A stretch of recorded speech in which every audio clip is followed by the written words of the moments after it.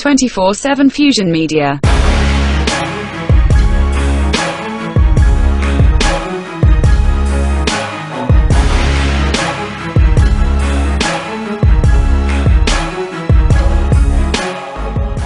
Hey, what's up? It's your boy, 24/7 here with 24/7 Fusion Media. And there's been quite a few of us that has enjoyed the Spider-Verse, for different kind of reasons. Myself, I thought they were some pretty decent movies. Not the best, but not the worst either. And in the last few months, there's been a contractual war going back and forth between Sony and Lord & Miller, the creative team that's over all the Spider-Man projects over at Sony. And I just now caught a whiff of some news that I thought would be interesting to share with everybody, that Sony scraps most of Beyond the Spider-Verse for creative reasons. And we're gonna get to see what's going on and figure out why this is happening. If Spider-Man 4 is ready to shoot early next year with the 2026 release date, and inevitably, then it's a whole other story for Sony's next animated Spider-Verse movie. Spider-Man Across the Spider-Verse was this huge commercial and critical success back in the summer of 2023. The sequel, Beyond the Spider-Verse, was initially supposed to be released theatrically in March of 2024, but was then abruptly removed from the schedule. Jeff Snyder, that's my man right there, he's on point, is now being told that Sony has scrapped most of Beyond the Spider-Verse for creative reasons, and that the movie is now unlikely to release before 2027, given that the detailed animation it requires. Man, that's quite a bit when it was supposed to be released just a few months ago to now being released a couple of years from now. So that's pretty interesting. There has to be something going on, and we're going to see what's going on with this. The Beyond the Spider-Verse team is apparently relieved by the scrapping, as they now will have more time to work on the sequel. But that's interesting though, because if they're scrapping material to buy them more time to remake the material for the next couple of years from now,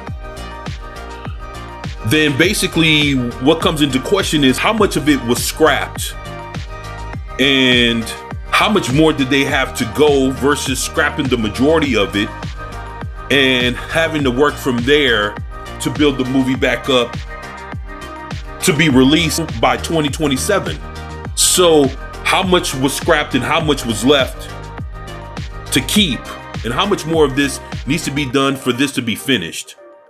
So I guess that becomes the huge question at this point. Might this delay have to do with the creative duo Phil Lord and Chris Miller's recent clash with Sony over, among other things, Spider-Man Noir? The duo has signed a 5-year, 9-figure deal with the studio in 2019, with the idea being that they'd oversee the slate of Spider-Man projects. Sony ended up not renewing their contracts because of this clash.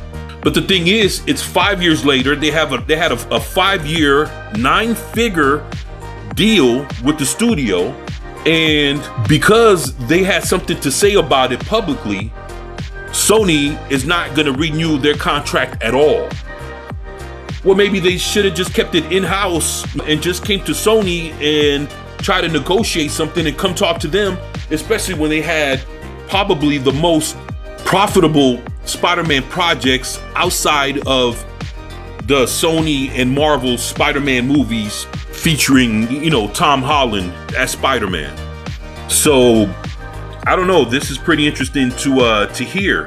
Sony is coming off comic book box office bombs, Morbius and Madam Web, and Lord & Miller were the only creatives to turn in acclaimed Spidey content for them in the last 5 years. Last year, Vulture reported about Lord & Miller's controversial managerial style while overseeing Spider-Man Across the Spider-Verse. Crew members, ranging from artists to productive executives who had worked anywhere from 5 to a dozen years in the animation business, described the process of making the $150 million Sony project as uniquely arduous, involving a relentless kind of revisionism and death by 1,000 paper cuts, which basically means that they were basically very hard to work with, and that's what it comes off as what they're saying here, which is pretty interesting. It says Lord and Miller recently wrapped production on Project Hail Mary, starring Ryan Gosling, which is set to be their first directorial effort since exiting Solo, the Han Solo movie, which they were the actual first directors to direct it. And then after they got fired by Kathleen Kennedy and Lucasfilms and Disney, then Ron Howard came in to finish up the project. This means that their last film they actually directed in full was actually 2014's 22 Jump Street, which is the sequel to 21 Jump Street, starring Channing Tatum and Jonah Hill. So just to see what this is actually turning into, I guess for the fans, it's kind of fucked up, because now we have to wait even longer for this next sequel to come out to the Spider-Verse saga. And at the same time, you know, you see Sony beefing with Lord and Miller, and like I said, it's already been in all of the publications that this feud is going on without any kind of resolution. Well, actually, the resolution is probably that Lord and Miller is not going to get their contract renewed. So I guess that's that, right?